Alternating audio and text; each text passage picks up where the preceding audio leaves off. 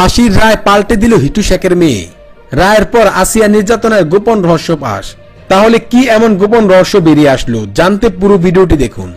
তোমার আব্বা কি ওই দিন ছিল আসলে? না, ওই দিন সে বাড়িতে ছিল না কেউ, কিন্তু নির্দোষ ব্যক্তিরে ফাঁসি দিল।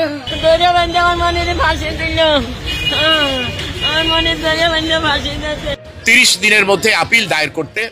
আসসালামু আলাইকুম দর্শক, দেশ ও দেশের বাইরে থেকে যারা এই মুহূর্তে ভিডিওটি ওপেন করেছেন সবাইকে অসংখ্য ধন্যবাদ। দর্শক, প্রথমেই আপনারা দেখেছেন হিটু শেখের যে মামলা নিয়ে আগেও আমরা ভিডিও আপলোড করেছি। বর্তমানে একটি ভিডিও ভাইরাল হয়ে গেছে, যেখানে উল্লেখ করা হয়েছে হিটু শেখের ফাঁসির রায় উল্টে দিলেন তার মেয়ে। কেন, কিভাবে উল্টিয়ে দিলেন, এই প্রশ্ন জানতে আমাদেরকে ভিডিওটা শেষ অংশ পর্যন্ত দেখতে হবে। কি এমন তথ্য লুকিয়েছিল যে তার মেয়ে পাল্টিয়ে দিল ফাঁসির রায়? তার মেয়ের এই বক্তব্যের মাঝে কি এমন আছে, আমাদেরকে গুরুত্বপূর্ণ সহকারে এই ভিডিওটি দেখতে হবে। চলুন আমরা তার মেয়ের বক্তব্য শুনে আসি, তাহলে বুঝতে পারব। তোমার আব্বা কি ওই দিন ছিল আসলে? না, ওই দিন সে বাড়িতে ছিল না কেউ, কিন্তু নির্দোষ ব্যক্তিরে ফাঁসি দিল। দেশের কি আইন, তারেক জিয়ার কোনো মা বা ভাই বোন কেউ নেই, আমাকে এতিম করে দিল। নয়নেরও কেউ নেই, আমাকে এতিম করলে আল্লাহর জন্য বিচার করে। নির্দোষে ফাঁসি দিয়ে দোষীরে কোলের মধ্যে নিয়ে ওরা ঘুরে বেড়াচ্ছে, আমাকে সব শেষ করে দেবে। তোমরা তো অবশ্যই, আপনারা তো আপিল করবেন, আপিল তো করবেন, এই রায়ের বিরুদ্ধে আপিল করবেন। আমি তো করবো, আমার জীবন গেল, আমি করবো। বাকি 3 জনের খালাস হয়েছে, আপনার কি মনে হয় ওটা ঠিক বিচার হয়েছে, তাই তো? মা এবং 2 ভাইয়ের। আমার আব্বা নির্দোষ, ষড়যন্ত্র করে 3 জনের ছেড়ে দিল। ওরে আল্লাহ, আমার এতিম বানাইলে তুমি। না, আপিল তো করতে পারবেন, আমার কেউ নেই, আপিল করতে পারবেন। আল্লাহ তুমি এইসব মানুষের বিচার করো, আমাকে ক্ষমতাও নেই কিছুই।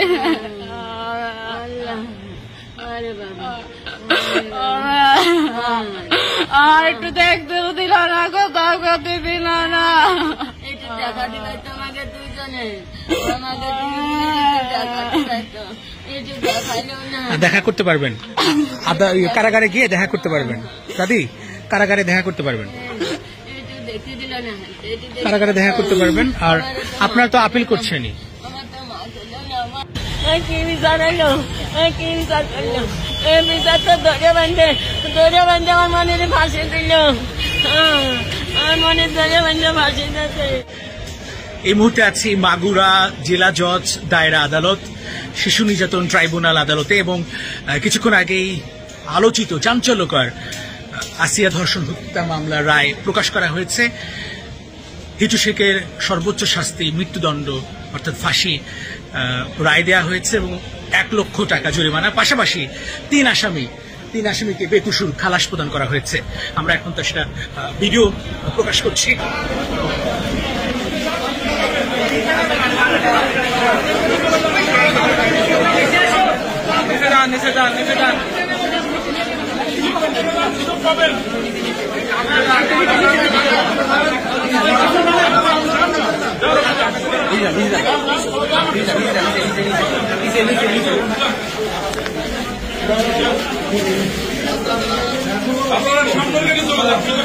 যাচ্ছি বস।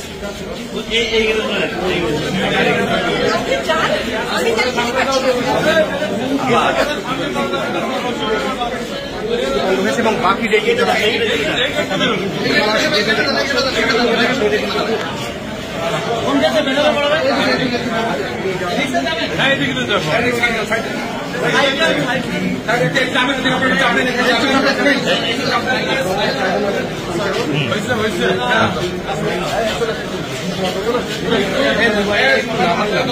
Sorry.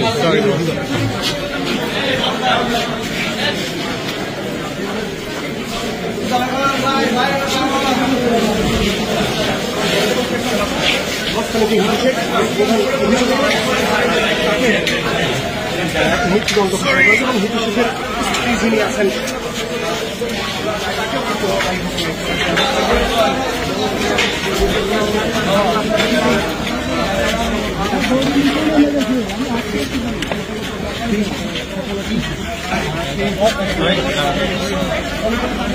একটু পাশে পাশে ভাই ভাই এই পাশে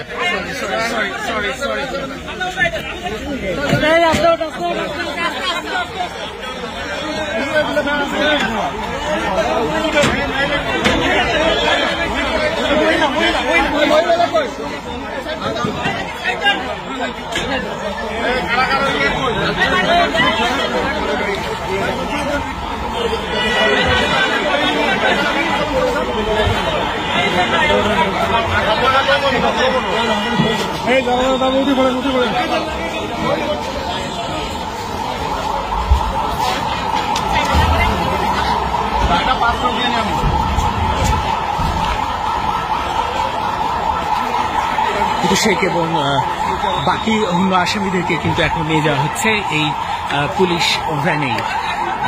আপনারা দেখতে পাচ্ছেন বাকিদের বেকসুর খালাস প্রদান করা হয়েছে এবং হিটু শেখের সর্বোচ্চ শাস্তি ফাঁসির রায় কার্যকর করা হয়েছে, ফাঁসির রায় দেওয়া হয়েছে এবং বাকিদের এবং 1 লক্ষ টাকা জরিমানা তো অবশ্যই দেওয়া হয়েছে। পাশাপাশি বাকি 3 আসামিকে বেকসুর খালাস দেওয়া হয়েছে। বাকি আসামিরা হচ্ছে রাতুল শেখ, বড় ছেলে, ছোট ছেলে সজীব শেখ এবং স্ত্রী জুবেদা খাতুন, জাহেদা খাতুন, দুঃখিত। এই মুহূর্তে গাড়িটি এখানে অবস্থান করছেন, পুলিশ প্রোটেকশন পেলেই তারপরে গাড়িটি চালু করবে।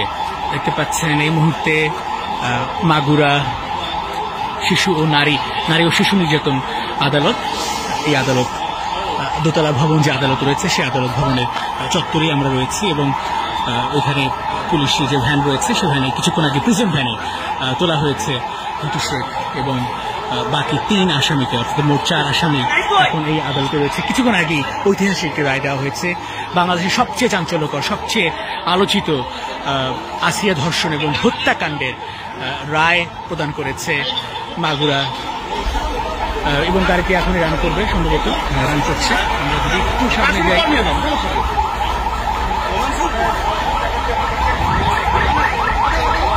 অসংখ্য পুলিশ সদস্য নিরাপত্তা বেষ্টনী দেওয়া হয়েছে, নিরাপত্তার ব্যাপক কড়াকড়ি আরোপ করা হয়েছে। এই মুহূর্তে মাগুরাতে অবস্থান করছে।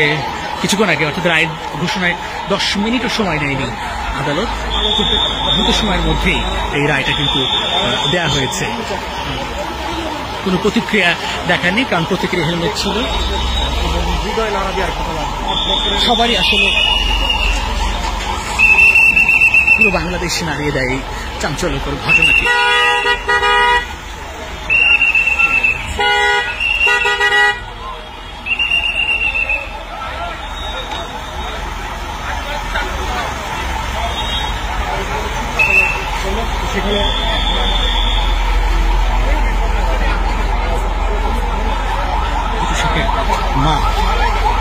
মাকে আমরা দেখতে পাচ্ছি, কৃষকের মা এই মুহূর্তে দেখতে পাচ্ছি কৃষকের মাকে। কৃষকের মা এক নজর দেখার চেষ্টা করছেন, কৃষকের একমাত্র মেয়ে তিনিও আসলে রয়েছেন এবং দেখার চেষ্টা করছেন, এক নজর হলেও তার সন্তানকে দেখার চেষ্টা করছেন। কৃষকের মা চোখ নিচ্ছে, দেখতে পাচ্ছেন কৃষকের মা আসলে হৃদয় বিদারক দৃশ্য, সন্তানের ফাঁসির রায় শুনে নিজেকে সামলাতে পারছেন না। লুকিয়ে লুকিয়ে হলেও চোখ বোঝার চেষ্টা করছেন কৃষকের মা রোকেয়া বেগম, 60 বছর বয়সী, ভীষণ অসুস্থ, অবস্থান করছে এবং এই কৃষকের একমাত্র মেয়ে নাসরিন। আমরা বাবাকে এক নজর দেখার জন্য যে ব্যাকুলতা সেটা কিন্তু আমরা দেখতে পাচ্ছি। তীব্র আকুতি, তীব্র ব্যাকুলতা নিয়ে কিন্তু অবস্থান করছে। এটা হিটু শেখের মেয়ের তাকিয়ে আছে বাবার দিকে, আমরা দেখতে পাচ্ছি।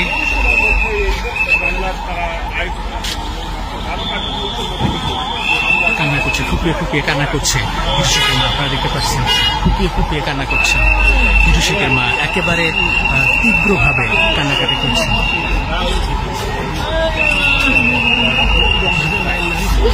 রোকেয়া বেগম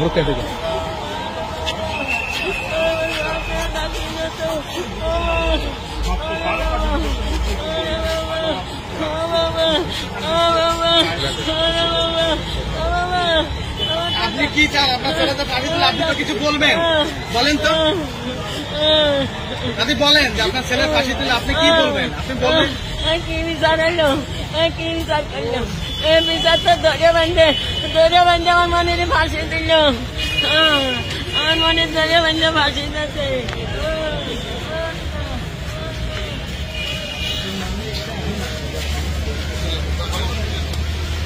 শেখের মা অশ্রু সজল এবং চিৎকার করে বলছেন এটা কি ফাঁসি দিল, কি দিল,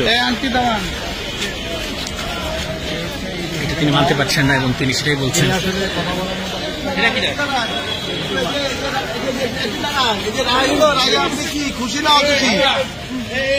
আশা করছি আপনারা পুরো ভিডিওটি মনোযোগ সহকারে দেখেছেন এবং এখানে কি বলা হয়েছে তাও বুঝতে পেরেছেন। এ বিষয়ে নিয়ে যদি আপনাদের কোনো মতামত থাকে তাহলে অবশ্যই তা কমেন্ট করে জানাতে পারেন। এখন চলুন আমরা আরো একটি ভিডিও দেখে আসি। 30 দিনের মধ্যে আপিল দায়ের করতে পারবে আসামি পক্ষ এবং এই ঘোষিত রায় এটাকে মহামান্য হাইকোর্ট যতক্ষণ পর্যন্ত কনফার্ম না করছেন সেই কনফার্মেশনের ভিত্তিতে এই রায়টি কার্যকর হবে। বাংলাদেশের ইতিহাসে যুগান্তকারী রায়ের মাধ্যমে এই মাগুরার নারী ও শিশু ট্রাইব্যুনাল দৃষ্টান্তমূলক শাস্তির মাধ্যমে এক অনন্য রায় আজকে ঘোষণা করেছে। আর সেই রায়টি হচ্ছে সারা দেশব্যাপী বহির্বিশ্বে জনগুরুত্বপূর্ণ এবং আলোড়ন সৃষ্টিকারী শিশু আসিয়া ধর্ষণ এবং হত্যা মামলা, যে রায়ের জন্য সারা দেশব্যাপী বহির্বিশ্বে সমস্ত বাঙালি অধীর আগ্রহে অপেক্ষা করছেন এই মামলার প্রধান আসামি হিটু শেখ ধর্ষককে বিজ্ঞ বিচারিক আদালত কি ধরনের শাস্তি প্রদান করেন।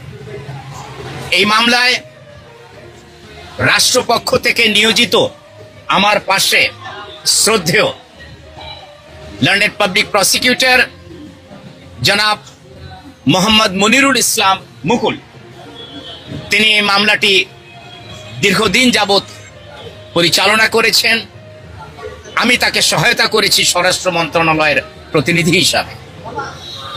সুতরাং বাংলাদেশের ইতিহাসে এই প্রথম যে স্বরাষ্ট্র মন্ত্রণালয় এবং আইন মন্ত্রণালয় যুগপৎভাবে একটি মামলাকে জনগুরুত্বপূর্ণ বিবেচনায় নিয়ে দ্রুততম সময়ের মধ্যে আইনের অধীনে আইনের আলোকে মামলাটি নিষ্পত্তি করতে পেরেছি এবং সেই জন্য সর্বপ্রথম মহান আল্লাহ রাব্বুল আলামিনের দরবারে আমরা শুকরিয়া আদায় করি।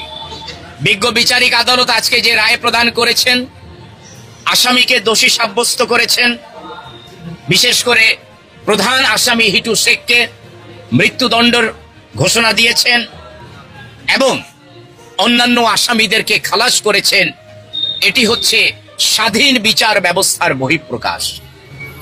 আপনারা জানেন ইতিপূর্বে বিগত সরকারের আমলে সরকারের ইচ্ছা অনুযায়ী সরকারের নির্দেশিত মতে অনেক ক্ষেত্রে রায় হয়েছে। আজকে বিচার ব্যবস্থা স্বাধীন। আমরা এই স্বাধীন বিচার ব্যবস্থায় হিটু শেখের রায়ে রাষ্ট্রপক্ষ আমরা সন্তুষ্ট।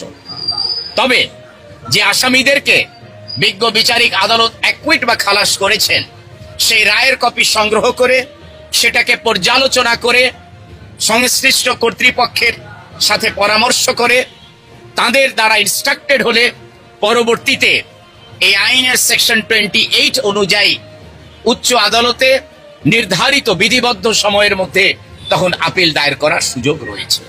কাজেই আমরা আজকে সন্তুষ্ট, যেহেতু প্রধান আসামিকে বিজ্ঞ বিচারিক আদালত যে শাস্তি প্রদান করেছেন তাতে আমরা বিশ্বাস করি যে ন্যায় বিচার প্রতিষ্ঠিত হয়েছে। তবে অপরাপর আসামিদের ক্ষেত্রে তাদেরকে খালাস দেয়ায় আমরা বিশ্বাস করি যে সেখানে স্টেট প্রেজুডিসড হয়েছে। ধন্যবাদ। বাকি বক্তব্য লার্নেড পাবলিক উইদিন 30 ডেজ, 30 দিনের মধ্যে। সেকশন